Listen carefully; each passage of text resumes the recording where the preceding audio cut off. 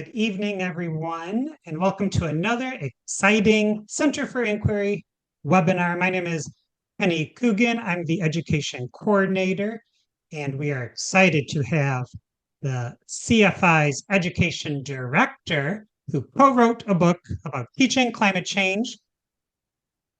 We have three programs. One of them is Science Saves, another one is Generation Skeptics, and then the third one is TIES, the Teacher Institute for Evolutionary Science. And I suppose this book is good for all three of our programs. We're excited to learn more, and thank you everyone for joining this live. If you have questions for Bertha, please type them into the chat box below. And at the end of her presentation, I will read her all of the best questions. And thank you, Bertha, for joining us. And you are good to go to share your screen. Thank you. I stopped screen sharing there for a second. Sorry about that. I've been out of the classroom for a while, so I'm like, oh my God, the controls on this thing. Okay. Welcome, everybody. It's good to see you all. As Kenny was saying, my good partner in crime, Kenny Coogan. I am the director of the Education Department for the Center for Inquiry, a nonprofit foundation that promotes reason and science. And the Education Department has these three wonderful programs. Everything we offer is free. And while it's a dream job for me as a retired classroom teacher, but I do want to stress that before I got this wonderful position where I get to just help educators around the country with free resources and workshops and webinars and videos and everything, I was, ta-da, a classroom teacher. I taught pretty much at the same school for 33 years. It's George Washington Carver Middle School in Miami-Dade County. I loved my job. And as you know, as a middle school science teacher, if those of you out there are science teachers, I had to teach everything from how the bottom left, those three girls in the bottom left are making oobleck, because that's a colloid. In the bottom of the center, those are children trying out different chemical and physical properties like magnetism. I'm holding a cast of Tiktaalik rosier in the top center with my biology class. And you can also see kids zooming cars down ramps to calculate acceleration, and boys in the bottom left and bottom right figuring out different conversions like meters to miles and things like that. So yes, we are a jack of all trades, middle school science teachers.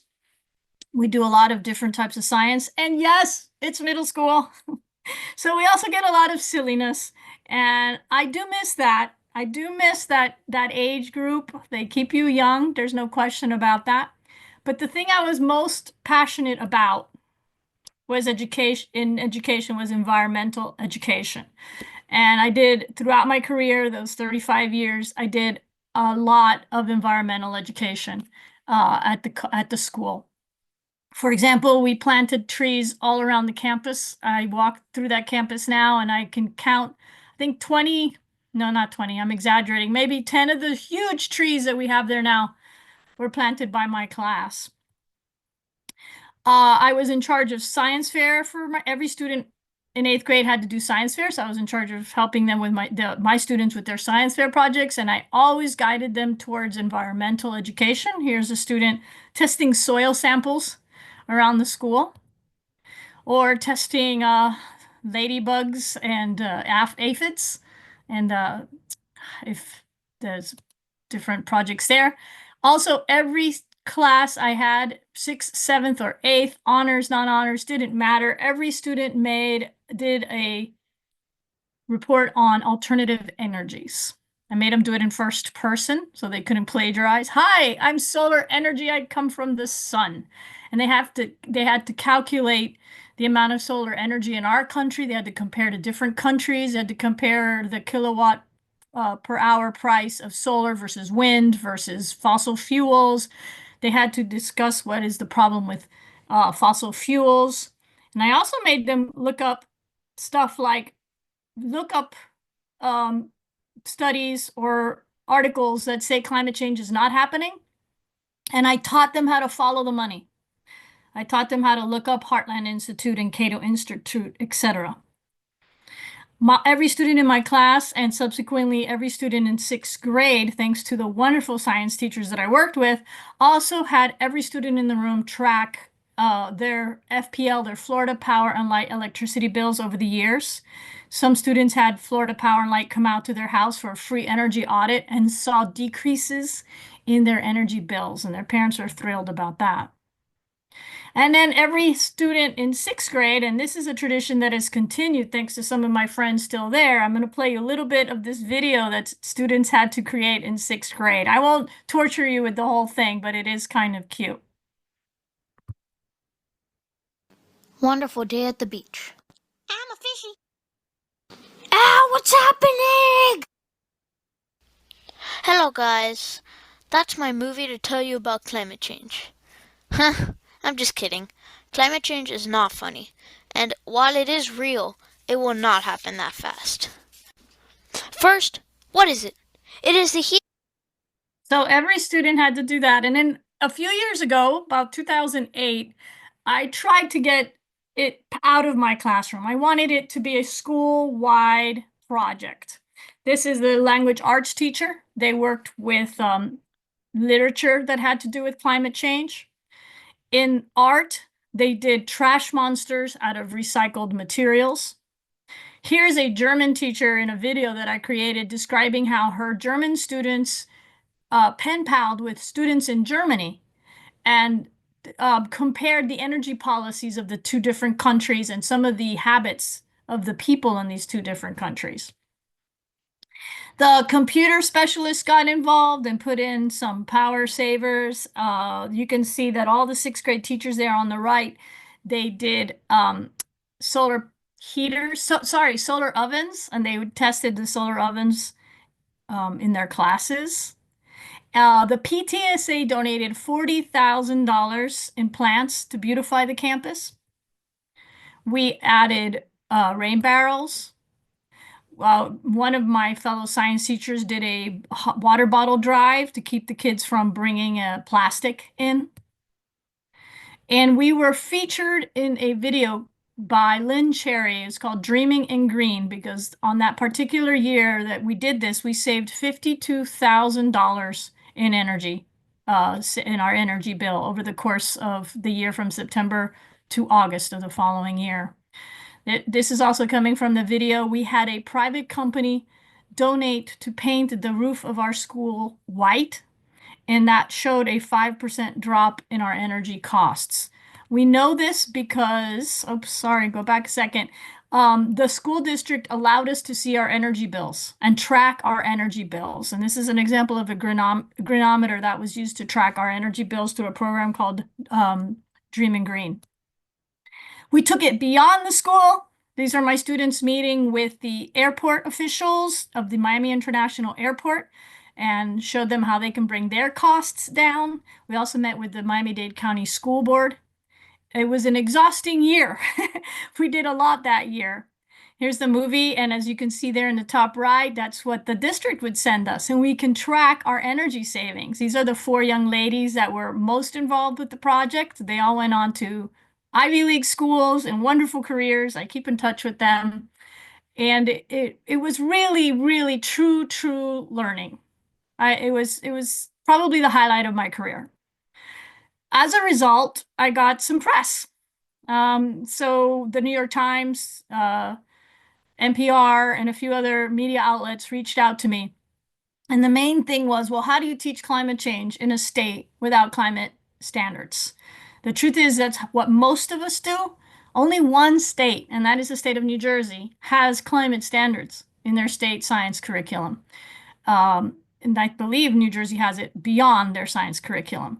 So that was the question I was asked, like, how do you teach this?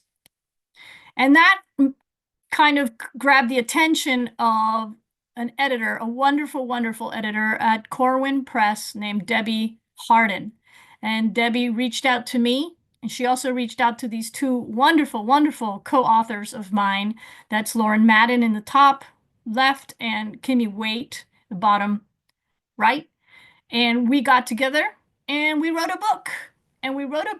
And our main concern was giving teachers resources, free resources that you could put into practice right away.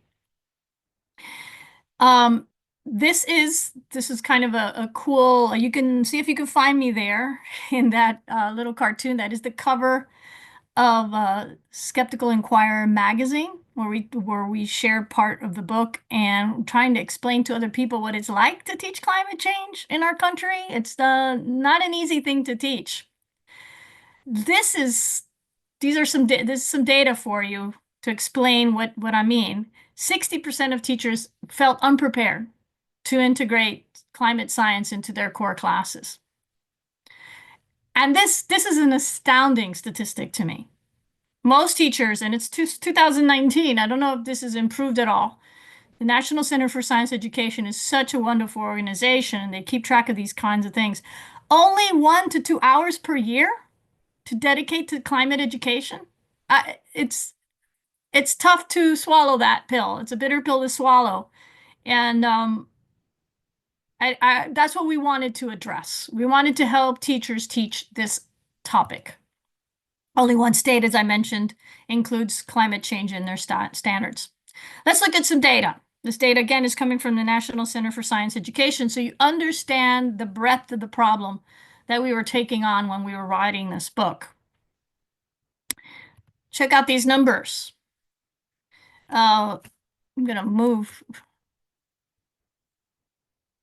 There we go.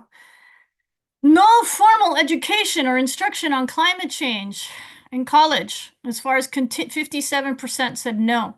Continuing education classes for people who are already in the classroom, 71% said no.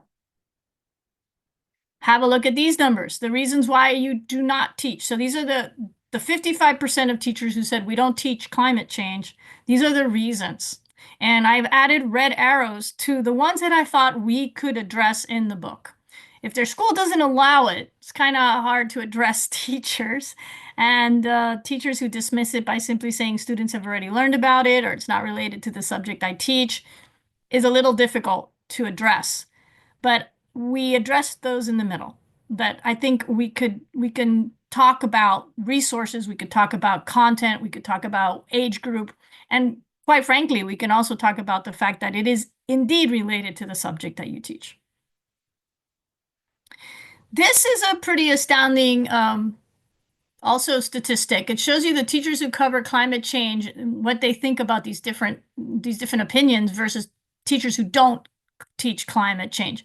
I feel comfortable answering students' questions about climate change. Those of the teachers who teach it, 91% of them feel comfortable. This is about content. And I always tell non-educators, I taught a lot of different things, as I showed you in those photos. And if, for example, I'm not too great with rocks, and I team taught with a wonderful teacher named Mary Martinez, and she was like a rock hound. She was so good at rocks, and the students would ask me questions, and I would make mistakes. I have a degree in biology, not rocks. And you know what? If I made a mistake about rocks, kids are not going to go home and tell their parents. But stuff like climate change, evolution, if you don't feel comfortable with the content, you may avoid it because it could be quote unquote controversial. So content is very, very important. But I want to point out that statistic. I worry about parent complaints when it comes to teaching climate change. Look how close the numbers are. I would be in the orange group, right? I'd be in the group that was feeling comfortable teaching evolution. But I would have answered yes to this question. And a lot of teachers, I think, are a little concerned with parent pushback. I think teachers are by nature risk averse. We don't really want to have confrontations with parents or anybody else. So it's something in the back of our mind when we teach something like this. But surprise, surprise, I looked at study after study that said that 80 to 86% of parents want climate change taught in schools. I thought that number would be lower. I know my editor asked me she kept asking me to check that number because it just seemed so high. I found 4 different studies, recent ones, that showed that the number of parents who want their kids to learn about climate change in schools was 80 to 86%. So teachers don't need to be worried about this. Most parents are totally supporting you. Let's see though. There's misunderstanding among teachers themselves. Look at all the teachers here that think that it's both humans and nature causing this extra climate change going on. Look at the teachers who think natural causes are not happening. They're not the majority of this pie chart, but unfortunately, they're in the pie chart. What teachers don't understand, I think most citizens of this country don't understand, is that there is a consensus. Okay, 97% of climate scientists, and in some cases higher, agree that we're causing global warming. So what we have, okay, oh, by the way, and it's not because they just like each other and agree with each other because it's like a club. It's because of the overwhelming evidence from multiple lines of evidence showing that climate change is indeed happening and that we are causing it. So, what do teachers think that scientists think? My, oh my, 21% of teachers asked in this study didn't know what percent of scientists thought that global warming is caused mostly by humans. Only 39% of teachers thought that scientists have a consensus on this. We need to work on this because what we have is a consensus gap. A consensus gap is when you have a discrepancy between the actual level of agreement among experts, in this case on the topic of climate change, and the public perception. The consensus gap for climate, that we are causing climate change, is 58%. It's gonna be very, very hard to reach the people who are just, no, no, no, it's not happening, it's not happening, it's not happening. But the people in the middle, what the data shows is that if you tell them there is a consensus, scientists agree that this is happening and that we are causing it and that we can do something about it. If you tell the most people that, they will change their minds. So this is a tough question. We want to reach those middle of the road teachers. That was the goal of this book. Now, to compound the problem that it's teachers may not have the content knowledge that you need to teach climate change, it's also a very politicized issue, and that makes it more difficult to teach. On top of that, this is a book I highly recommend. It's called Miseducation. The influence of the oil industry on the teaching of climate change is very, very influential in our country. I remember getting this. I don't know if I can, I wish I could see you nodding, or maybe you can add it to the chat. Do you remember getting this book, or this, it was like a pamphlet a few years back, put out by the Heartland Institute. It was fake stuff about scientists disagreeing about global warming. It was glossy and shiny and pretty, and it came with this pretty DVD, and they sent it out to thousands upon thousands of teachers.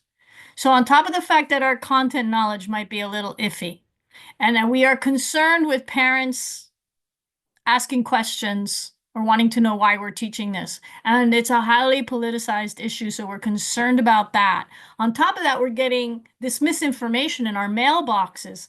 It makes this issue difficult.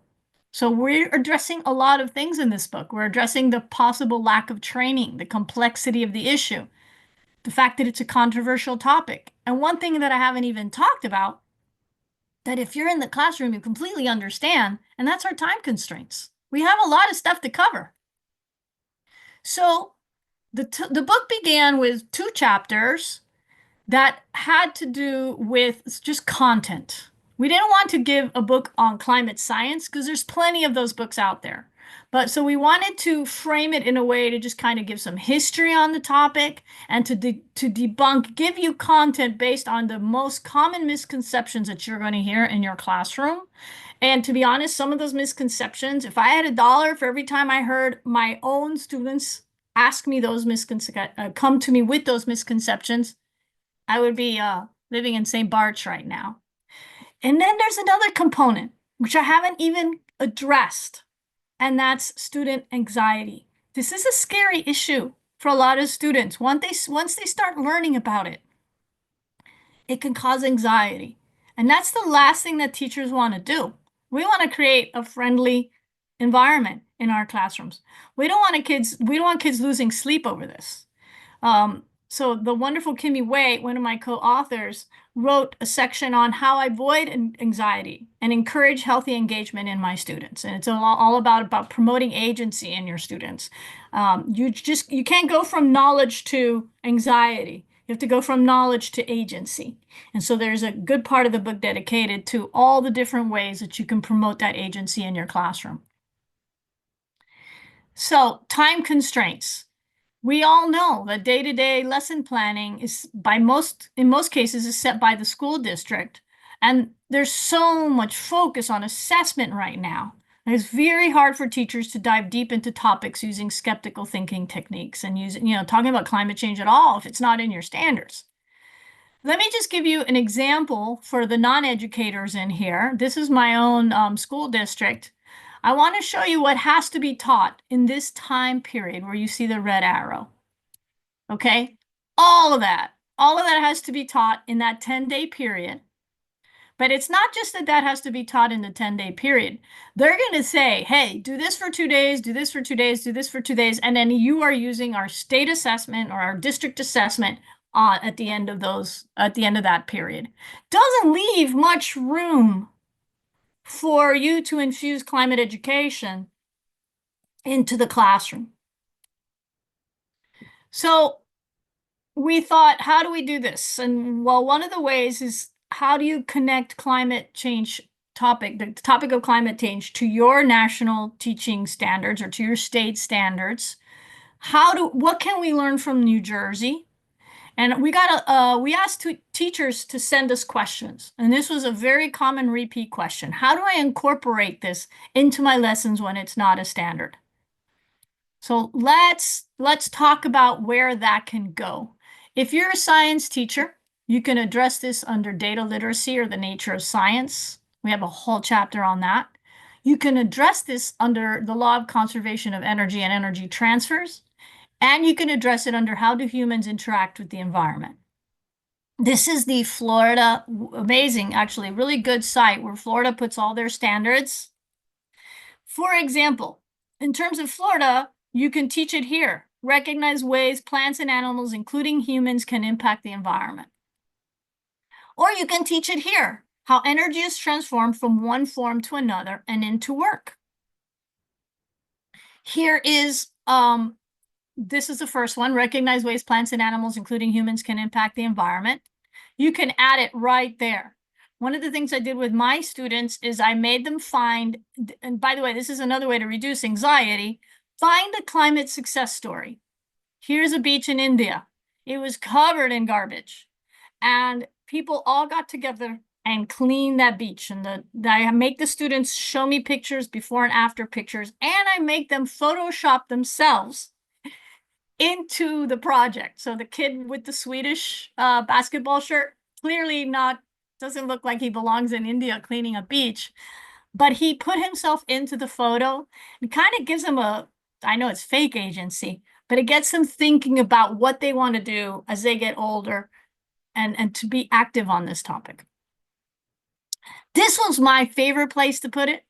My favorite place to put it is I would ask the students, how do we make electricity? Nobody knows how they make electricity. I was like, wait a second, you guys have computers and cell phones and refrigerators and air conditioning and lights and everything, and you don't know how we make electricity? I kind of tease them about, oh, that's terrible. You guys are terrible. I can't believe you don't know this. And I would show them how we took a fossil fuel. We take a fossil fuel and we burn it. We use it to boil water. We use the steam to turn the copper wire magnet thingy, aka generator, and that produces a stream of electrons. In my classroom, I had these flashlights that you shake or you spin the copper wire around the magnet, and it is magic. It is magic for these students when they realize that by spinning a copper wire around a magnet, they are producing a stream of electrons that can then be transferred into light energy coming out the front of the flashlight. It blew their minds. And so then you start saying, well, how else can we do this transfer of energy? Wind. What do you think is in a windmill? The looks on their faces when they realized that in the middle of those blades, what you have is a copper wire magnet thingy. And then they, of course, they knew the word generator. They just had no idea what a generator was. Okay. They get excited when they realize and they start connecting the dots. Of course, solar is a little different and it's a little more complicated, I think, to explain, but it can be done. I was able to do it. So what we did in the book too is we put success stories from teachers and we put part sources, learning from our colleagues' examples, so that teachers could share these success stories with the rest of the readers. I mentioned there's another place you could do it is data literacy. We all need to teach graphing skills. We all need to teach analysis of data instead of just using fake data or line graphs that cover, I don't know, the height of a plant over 2 months. Use data from climate scientists. We have an entire chapter, chapter 3, where we have line graphs, bar graphs, pie graphs, infographics that can be used. And this comes with an online resource for free that you could download these questions that I created with the answer keys so that you can use these graphs when it's time to teach some data analysis. It could be a bell ringer every day. You could start your class with something like this. Are you covering your standards? Yes, you are. You have to teach data literacy. So here's a Florida standard: analyze data and identify real-world patterns, through modeling and simulation. Okay, I think this is what we got the most questions about: the politics of climate change. And I included, so this was one of my chapters, and I included the very famous Richard Feynman quote: the first principle is that you must not fool yourself and that you are the easiest person to fool. And I'm very, very happy that our editor allowed me to include this chapter on understanding our own tendency to accept misinformation, because I don't think we teach this in class. And remember, 80 to 86% of parents want us to teach this. So I know it's scary, but we can do it. I asked teachers, what is critical thinking? I did a survey of a bunch of teachers. I got great answers. I got great answers like analyzing data and drawing conclusions and problem solving. And oh yes, looking for source credibility, which isn't just something we do in science class. It should be done in social studies. It should be done in language arts. But I didn't get an important component to fight misinformation. And I truly, truly believe this cartoon is spot on. Okay, there's a lot of misinformation out there. How do we protect ourselves? How do we protect our students from it? And certainly climate change misinformation is pretty darn rampant. As a matter of fact, 32% of Twitter accounts are bots. That's scary. But when I asked the teachers about critical thinking and what are the components of critical thinking that you teach in your classroom, I only got this mentioned once: identifying your own personal biases and identifying flaws in your own thinking.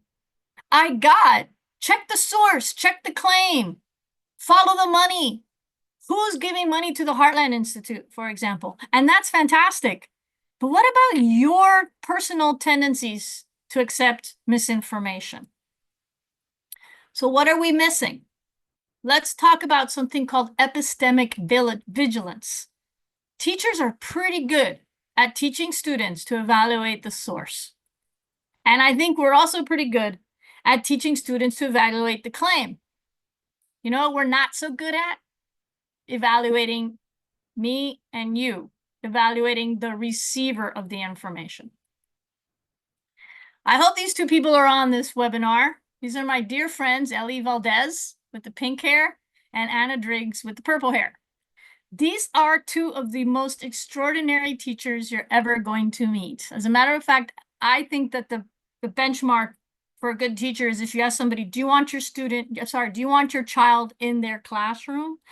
And you say yes. But these two teachers are beyond. These teachers are extraordinary teachers. And the three of us made the same mistake. We were really good about teaching climate change. And we were really good about giving students agency and making students care and bringing in water bottles. And you saw all the stuff we did in my school. But you know what we weren't so good at? Changing the minds of students who had already decided that there is no climate change. That is because Anna, Ellie, and I followed what's known as the information deficit model. You talk to a student that doesn't accept climate change, and you say, oh, you don't accept climate change? Well, let me show you the data. Let me show you the temperature anomalies. Let me show you the famous hockey stick graph. Let me show you what carbon dioxide does when it's trapped in this atmosphere. You're giving them more data. I'm here to tell you that facts don't change minds, because that lack of the understanding, or that lack of acceptance, I should say, for climate science is not a single fact in a person's brain, like one of those arrows on the left, that I could just pick it out like a toothpick and throw it away and say, oh, no, you're wrong about this specific fact. Let me throw that out. Now you accept climate change. All of us have what's known as a web of beliefs. Our beliefs are tied together. And not accepting climate change is not about facts. It's about a whole web of understanding your lived experiences, your bias, your political ideology, and a lot of different things. So it's not going to work if we don't talk about how we ourselves fall for misinformation, if we don't talk about it until the day we get to climate education, or the day we hit evolution education, these so-called controversial topics. This is what I proposed in chapter 4. I think we should propose early, first day of school, post this poster in your classroom. Okay? Stress that scientists purposely design experiments to rigorously prove themselves wrong, not right. Introduce this idea by Jonathan Haidt. It's an analogy. The writer is the girl on the elephant. She is your reasoning, your logic. You think you're in control, but you're sitting on an elephant. The elephant is your emotions, your lived experiences, the wisdom that you're getting from your community, your perceived wisdom, so to speak. We process information.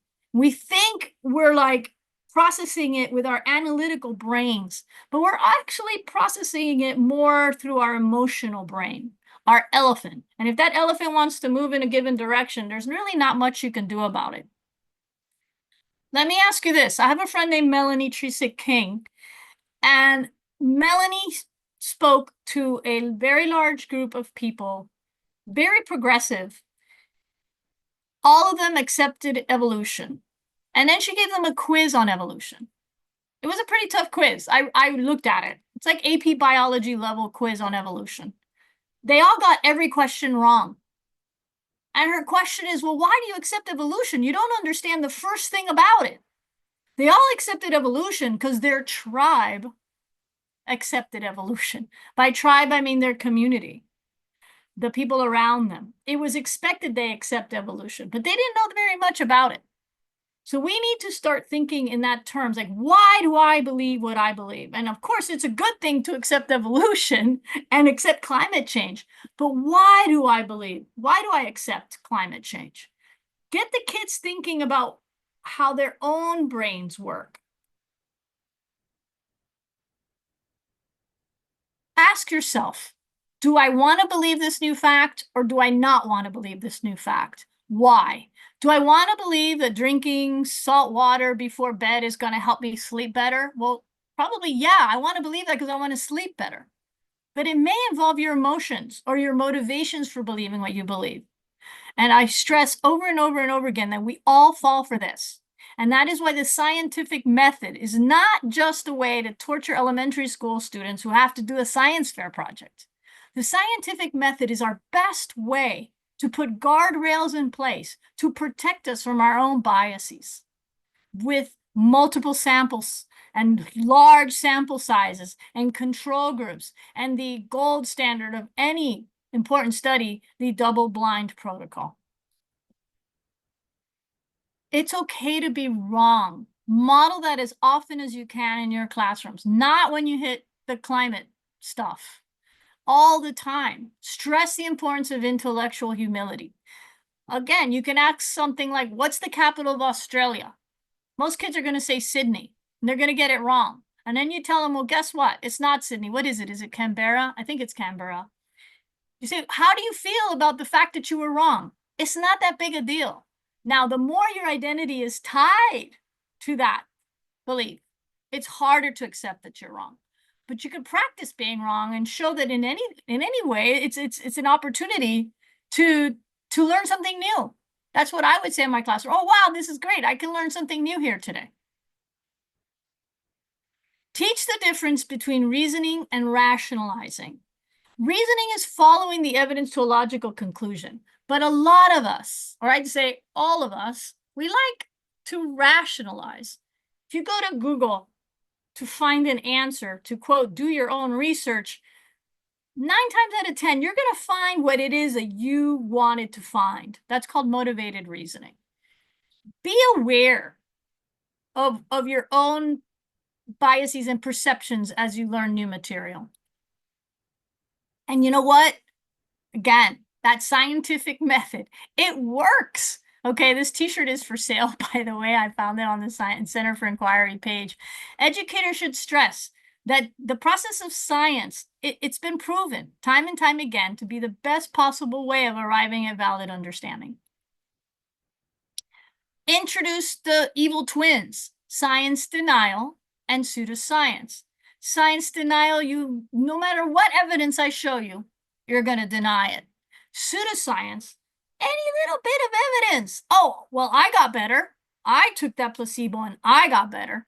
Any tiny bit of evidence is enough. And these two kind of play off of each other.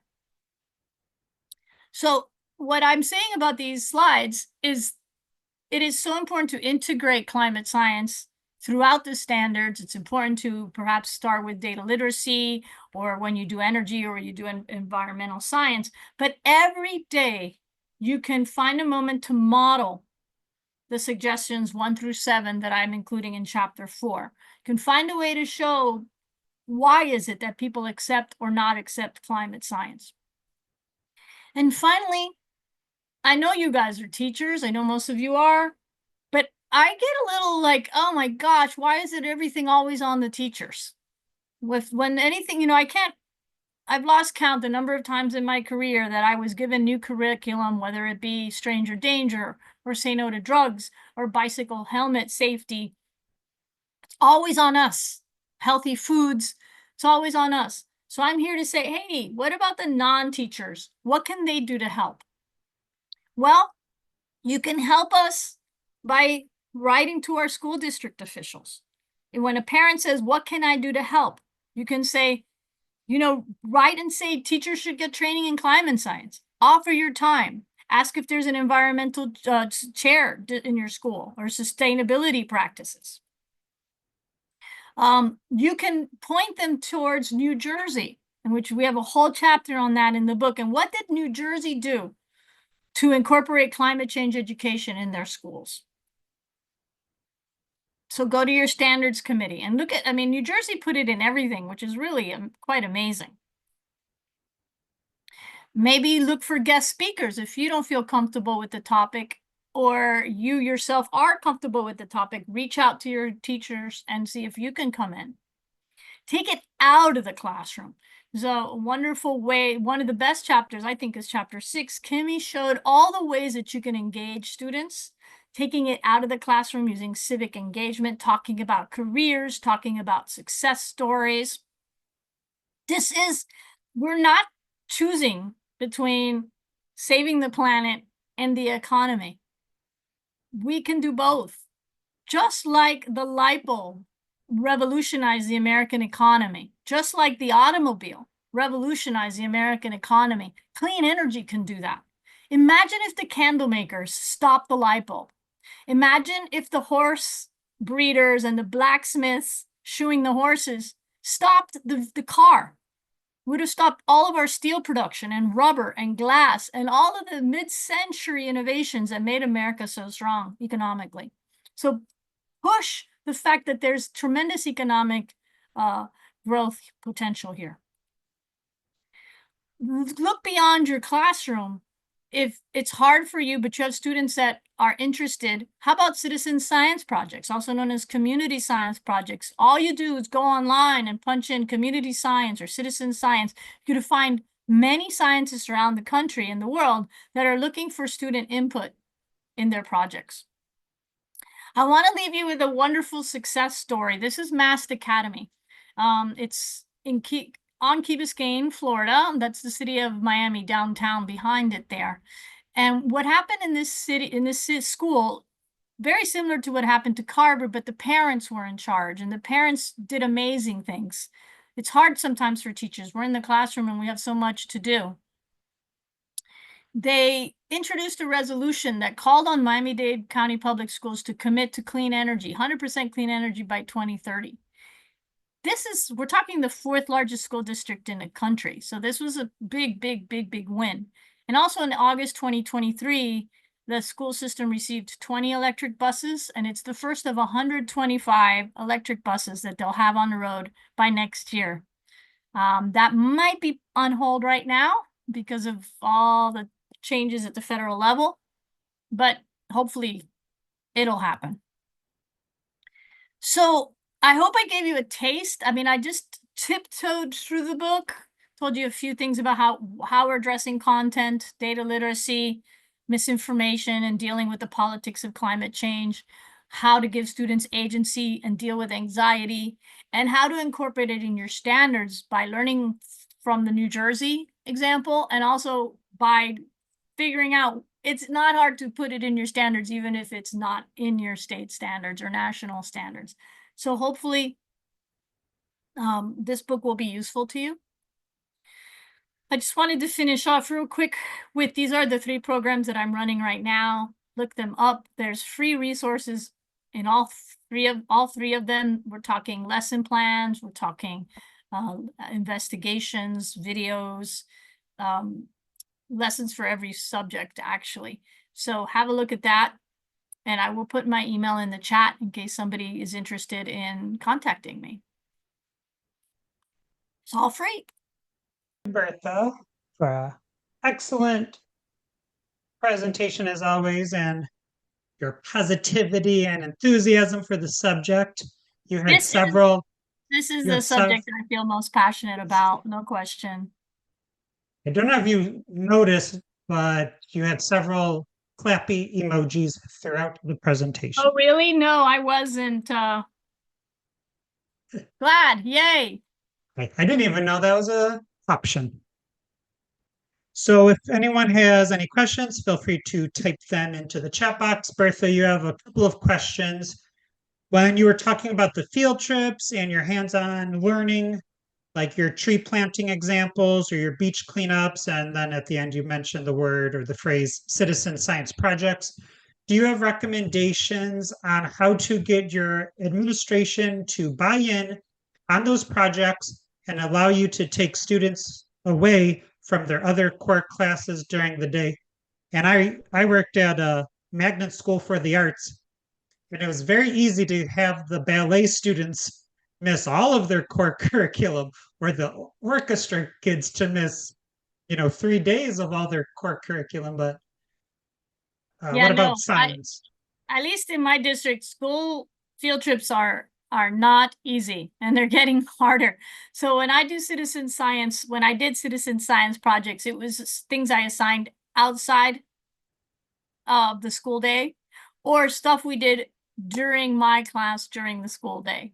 I had more freedom, I think, than teachers today with the assessment schedule. I think testing it's not easy to teach with all the amount of testing that we're doing right now. But citizen science, when I did it, I assigned it individually for science fair projects. That's a really great place to go if students don't know what to do for science fair. I assigned it for those particularly excited students that could do it on weekends. I did a lot with the local community groups here, like the Tropical Audubon Society and things like that. Field trips aren't easy to get administrators to buy into, so I'm not going to promote something that I don't think is easy to do. Sorry, I know that's not the answer they wanted, but Beth says, such good information, especially in this day and age. Thank you. And then she asks, how do we as educators approach climate science in this political atmosphere?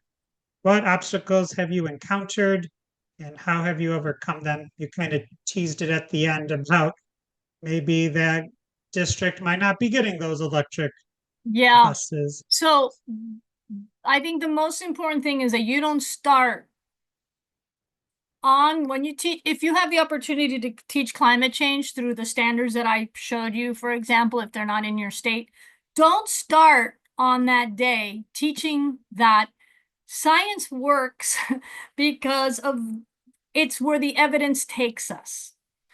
Don't start explaining on that day that we trust the scientists because they are looking at the evidence, trying to prove themselves wrong. Look how they develop science projects, with the sample size and the double-blind protocol and all of that. Don't do that when you get to climate change. Do it from day one. And also from day one, talk about our own tendency to accept misinformation if it aligns with our own identities, our beliefs, our lived experiences.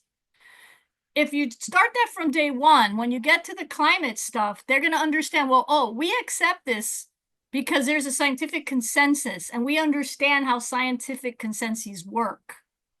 I mean, if you drop the bomb on them when you start climate change, well, do you believe it? I don't know. Do I believe it? My parents don't believe it. Like, it's going to be like, well, belief isn't part of it.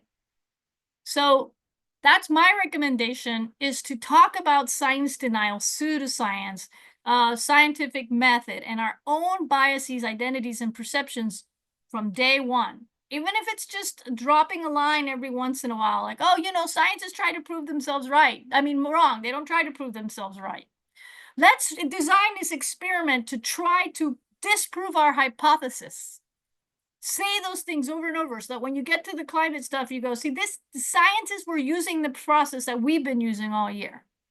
They might have a little more faith, I don't know if that's the right word, in science when they get there. So your book is called What Teachers Want to Know About Teaching Climate Change, an Educator's Guide to Nurturing Hope and Resilience, grades K through 12. It comes out February 25th. And Karen asks, how would you recommend adapting this for elementary grades? I am a STEAM lab teacher and have the latitude, thank goodness for my awesome principal, to teach climate change. But also, Bertha, maybe you could mention how the book is, separated for K through 12. Kimmy, one of the authors, she was a kindergarten teacher. And so she does address that in the book. I think, Karen, if you email me, I put my email, it's 2 or 3 above you. I will put you in touch with Kimmy. I think go straight to the source because that is her specialty, is elementary school education, and she taught it very effectively. So please email me, Karen, and I will put you on an email with one of my co-authors who's much better at that than I am. How you mentioned you were tiptoeing around the book, but can you talk a little bit more about the layout of the book? Sure. So I wrote the first 4 chapters. The first is a little bit about the history of understanding the climate crisis. The second chapter is about all the misconceptions that you're going to hear in the 10 most common misconceptions you're going to hear in your classroom and why they're misconceptions. The third chapter is all about data literacy, because again, that is a very good way to teach climate science if you don't have climate standards in your state.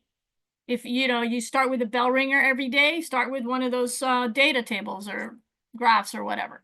The fourth chapter is my favorite chapter, and that is the politics of climate change. I touched upon it a lot in the presentation today, but I think there's a lot more to it in chapter 4. The next 2 chapters were written by Kimmy, and they're about how to teach this topic without increasing student anxiety, by giving students agency. And she also touched a lot upon how this is an international crisis. You know, the Southern Hemisphere is going to suffer just as much as those of us in the Northern Hemisphere. So she gives resources. By the way, the book has an appendix with, I don't know, over 100 free resources to teach climate change. And then the last two chapters written by Lauren is addressing what did New Jersey do? How did they get this passed? And she also addresses the national standards and how you can incorporate climate education if you are one of the next generation science standard states. And I addressed the Florida standards. One of the teachers asked that. So if you're in a state like Texas or Florida that doesn't have next generation science standards, we showed you in those chapters how it can be done. So that's the whole book, basically. And then what's really cool is that we got tips from around the country from different teachers. We got questions that we answered in the book from different teachers. We added success stories, 2 to 4 success, real teachers sending us wonderful photographs and wonderful success stories of how they incorporate this in their classrooms. It's very inspiring. And then every chapter also ends with a true story vignette. I changed the names, and one of them is Mr. Coogan, by the way. Yay. I put you with a K though, Yes. Koogan, because they're true stories, but we didn't get, we had to like mix it up a little bit. You at the very end, you had a coupon code. Can you tell Yes, or remind us it's when Raven 25? Raven 25. And if you put if you look up the book Bertha Vazquez Corwin Press, it'll pop up. It'll also pop up Corwin Press, what teachers want to know about teaching climate change. It'll pop up, and you can pre-order with that for 25% off and free shipping, I believe. If you're watching this on YouTube, the link will be in the bottom. Do you know how long the coupon code is good for? Nope. Don't ask me hard questions. Well, the book comes out February 25th, so get your orders in now. And Karen says, thank you so much for doing the session tonight. I am so inspired. And Beth says, thank you for a great perspective. And you have lots of thank yous. Thank you, everybody. Get out there and do your best. We could just do our best on this topic. It's so important that we cover it. I have a hard time, not showing my anxiety when I teach this because I'm pretty concerned, and I do live in South Florida. And I don't want to scare kids to death. That's why I gave them those projects to learn, to give them knowledge and to give them agency, because it's the best way to keep them from losing sleep. So thank you so much, Bertha. We have monthly webinars. Usually we have more than one webinar a month during the school year, September through May. You can find out upcoming webinars if you go to kaiseducation.org, or if you go to our very active Kai's Facebook page. You can see all of the upcoming events and webinars. And like Bertha mentioned, everything is free. Thank you.